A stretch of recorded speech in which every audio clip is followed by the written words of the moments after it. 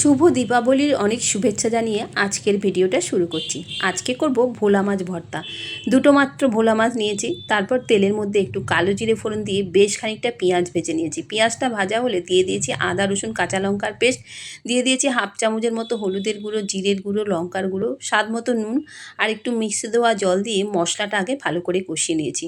তারপর মশলাটা কষানো হয়ে গেলে ওই যে দেখছো ভোলা মাছ দুটো, সেইগুলো এই মশলার ওপর দিয়ে দিলাম।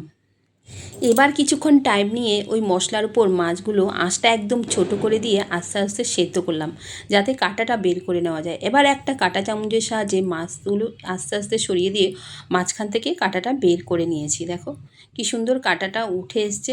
এইভাবে দুটো মাছেরই কাঁটা বের করে নিয়েছি। তারপর ওই মাছটা পুরো মশলার সাথে মাখিয়ে নিয়েছি। এইভাবে মাখিয়ে মাখিয়ে প্রায় 2-3 সেকেন্ডের মতো রান্না করে নিয়েছি। তারপর এটা একদম রেডি হয়ে গেছে। একটু ধনেপাতা দিলে আরও ভালো হতো। দেখো কি ভালো লাগছে, গরম ভাতে কিন্তু বেশ লাগে।